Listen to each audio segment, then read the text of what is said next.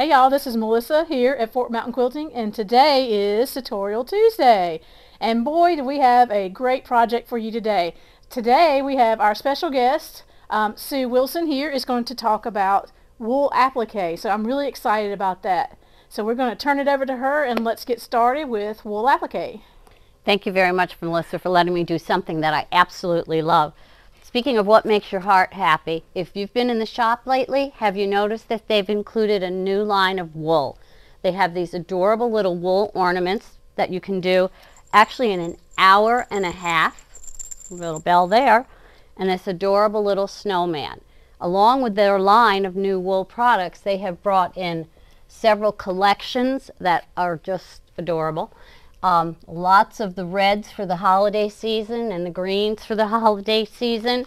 And I have to tell you, Melissa always says, oh, I just love this stuff. So that's what they're bringing in. And everyone asked me, well, what do you do with wool? Now that we have it, what do we do with it? So I'm going to show you some of the things that I've done with wool. You can start out with something as basic as this little Christmas tree that is made with leftover wool scraps. Now, when I say leftover wool scraps, when you start to work with wool, get yourself a little bag and you save every tiny scrap you can, because you can always use it for something. So I had not seen this, but the shop has this adorable little snowman that's made in the same way as this little Christmas tree. So that's a great place to start to do something if you've never worked with wool before. The very first thing I did with wool was this table runner. And I'm here to tell you, when I finished, I said, I'll never do wool again, because I hated these penny wool things. But some people love them. I did not. So I moved on to candle mats. I have made candle mats in flowers, snowmen, mittens, pumpkins, sleighs, you name it. You can do candle mats in anything. And because they are so popular, the shop has gotten in a series of beautiful candle mat patterns, of which I can't wait to get my hands on some of them. So you can move up to candle mats. And then when you really want to do something fun, you could do a table runner for each month of the year. So now I know you're thinking, yeah, oh, that's great, but what do I need to do wool? You need a pattern. This one happens to be available at the shop. You need some sort of fusible. I prefer soft fuse on the roll, because once you fuse it, it stays really nice and soft and your wool doesn't get feeling stiff and hard.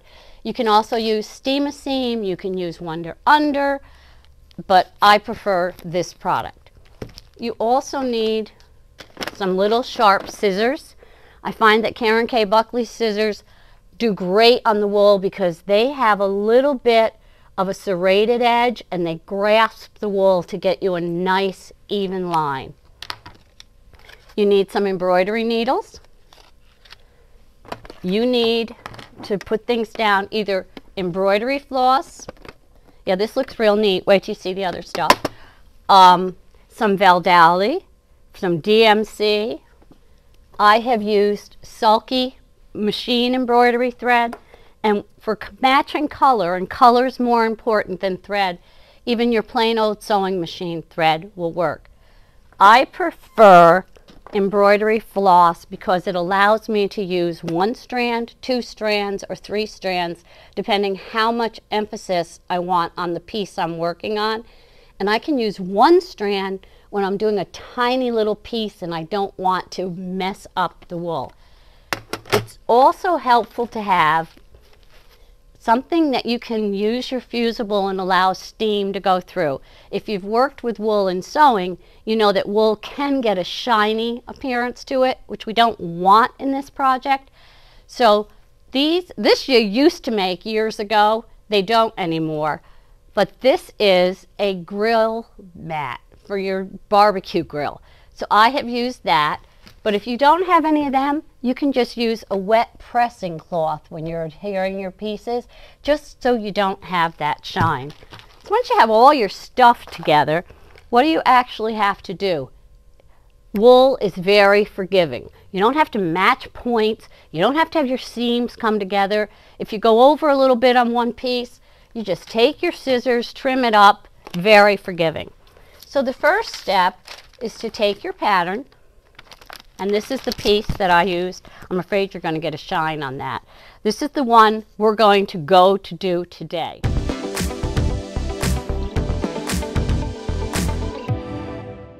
So we get our pattern and we trace our pattern pieces onto the smooth part of our fusible. You've all done that for other things, I'm sure. Then we take the pieces that we have traced and we cut out, leaving an edge around that border of the pieces.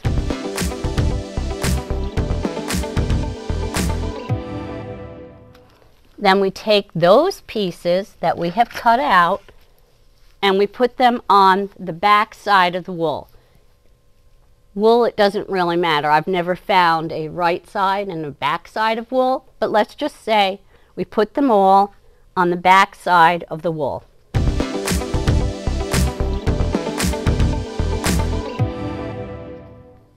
Okay, so now we have all of our pattern pieces on the back side of the wool. The next step is to cut those pieces out on the line. We left the edge around it. Now we're going to cut all those pieces out on the line.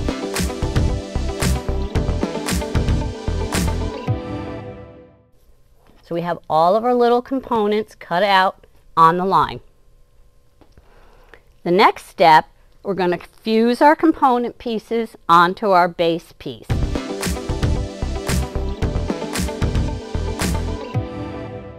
This is where having either a pressing cloth, the barbecue grill mat, or if anybody ever finds them, those web mats to fuse it on so you don't get a shiny. Now, most of your fusibles, you use them without steam. For wool, because wool is porous, I always use it with steam. That forces the glue molecules of your fusible down between the warp on the wool so that it'll keep them to fuse. The next step is to actually stitch those little pieces onto your background with your embroidery flosses.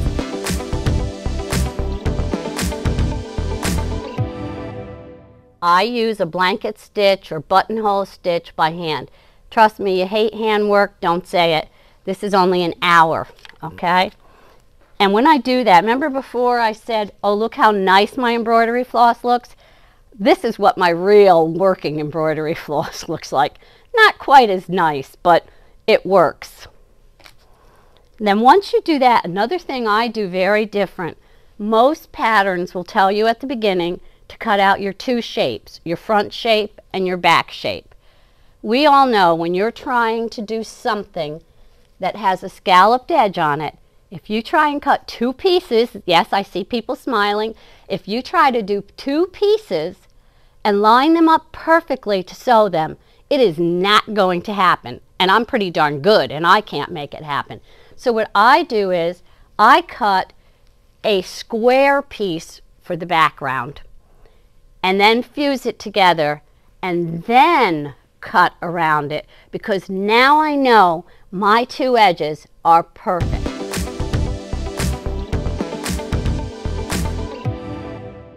So I have that extra piece, fuse them together, and then go around them. Once I get all of that done, I go around with my blanket stitch,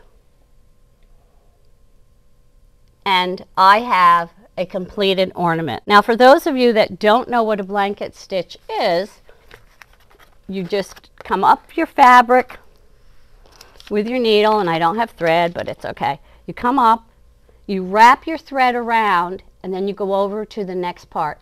That wrapped around thread makes a line. It's a basic, very simple stitch. So don't tell me I can't do handwork, because yes, you can do handwork.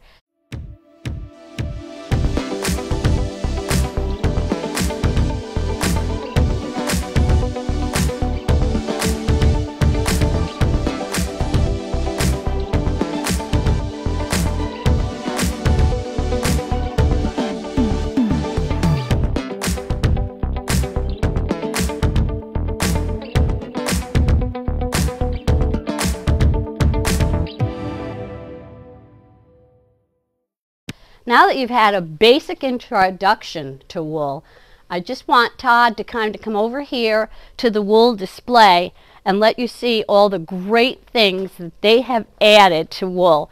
I was so excited when I came in and saw it. This is where we're starting with our wool collection. Look at these gorgeous colors. I mean, I hate to sound like Melissa, but aren't they beautiful? So come on in, see the wool scraps, and I guarantee you when you start working with wool, you will be doing what makes your heart happy. That is so awesome. Thank you, Melissa, for having us. Yeah, that was so awesome. So she did an amazing job. So we really appreciate you coming out. Again, this is Wool Appliqué, and she is the expert. So she's often here. So if you ever have questions or anything like that, make sure you let us know, and we'll definitely get with her and try to answer your questions. So here at Mtn Quilting, we believe in doing what makes our hearts happy. So long for now, and I will see you later.